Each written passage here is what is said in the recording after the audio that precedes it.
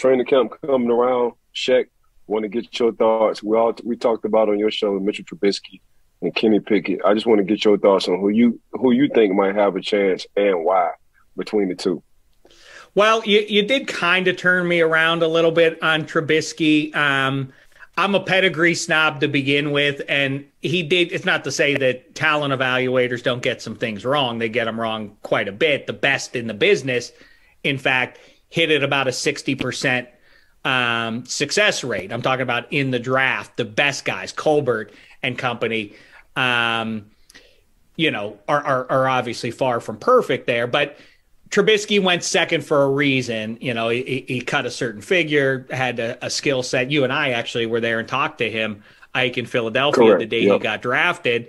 And keep in mind, that was before Mahomes and before Watson. And that was the collective wisdom at the time, was that he was the right pick over those two guys, which is crazy to think about in hindsight. But I do think he was dropped into a rough spot and yet did go to the playoffs that year. I think he gives them, whether it's Matt Canada or otherwise, he has the ability to put pressure on a defense, does Mitchell Trubisky. The bottom line is I think Trubisky's going to start the season, and if he falters, then they'll go to Pickett. I don't buy any of this jive about Mason Rudolph having any relevance in the season. I think they'll try to purge him if they can, obviously. But I like in the 21st century, I love that boot action and rolling him out. And he's a big dude who can truck you and put pressure on the defense to make a decision if they want to get in his way.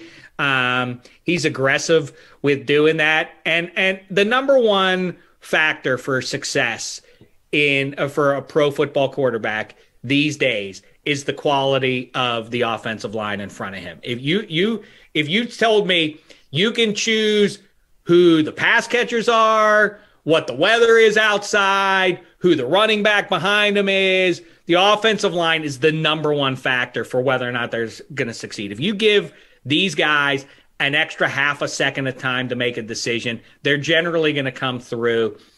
He's in a way better spot in terms of the personnel around him, in terms of the coaches around him than where he came from in Chicago. I think he has a chance, and it's not over, I get the cynicism around him, but it's not as though we're without any examples of guys in the last 10, 15 years, not hitting the ground running, but that not stopping them from being successful NFL QBs. I don't think he's going to finish the year. I don't think we're going to be talking about him as one of the 5 or 10 best in the league. But the middle class of quarterbacks in the NFL now is huge. There are a lot of guys. Is it crazy to think that he's going to fit neatly into that, middle of the pack of QBs? Yeah, Kirk. Yeah. It's exactly right. Put him in the right spot. I think he's in a nice spot here. I don't think he's a world beater necessarily, but I think what's interesting, like me and I talked about last week, is in a quarterback league when everything favors the offense, it's really an interesting philosophical debate about the way the Steelers went at things here, which is, and I think they kind of had to with Minka, had to keep Minka around, TJ Watt, and so on, but they are a potentially dominant defense in an all-offense league. The wisdom of that is intriguing, at least. Zigging against the rest of the league zag. I'm interested to see how that plays out this season. Yeah, my personal opinion with that, and Mark, you can chime in, Pittsburgh got 2 first-round quarterbacks, which haven't happened in a while. You got a first-round quarterback, a young one in Kenny Pickett, and you got a former first-round quarterback in Mitch Trubisky. That's 2 good problems. So basically you saying, regardless on what happened with Mitchell Trubisky in Chicago, man, I do know this guy got some good pedigree, and he's super athletic. And that's one thing who was missing from that quarterback position the last 3 or 4 years. So I think Pittsburgh just in a good situation, just in general. You look at that Jimmy Garoppolo, Trey Lance situation.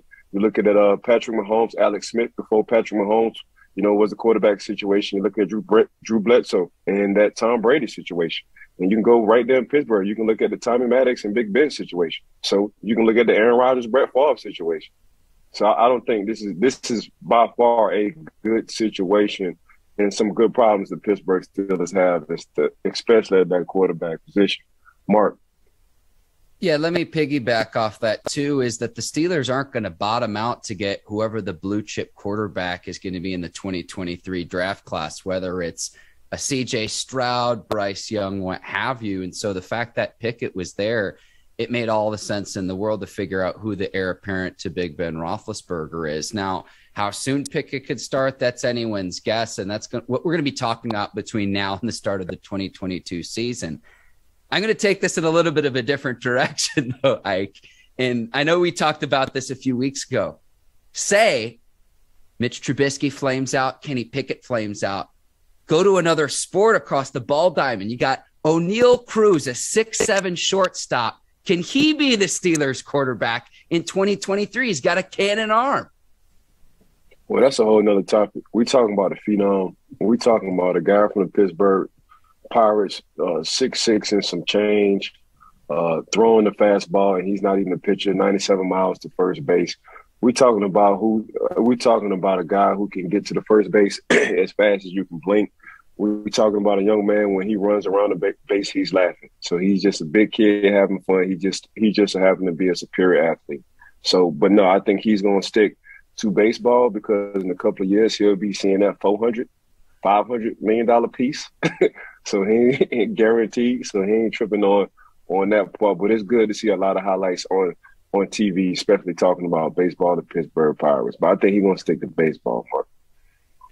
Boy, he's something. He's got some of that tall tale Paul Bunyan kind of stuff already on tape if you've watched him in the major leagues, because he takes that easy swing and it just flies out of the ball. He only uses one hand and it flies 450 out of the yard kind of stuff. And he looks a little bit like, I don't know if you guys are too young to remember Dave Winfield's prime, but he's got some of that aesthetic to him, which is he's almost gangly. He's so long and thin, and like how all those pointy elbows and knees and long limbs and everything, and they all just come together in perfect harmony at the point of contact. It's like, how's he going to manage all that length? Bloop, and it's a perfect.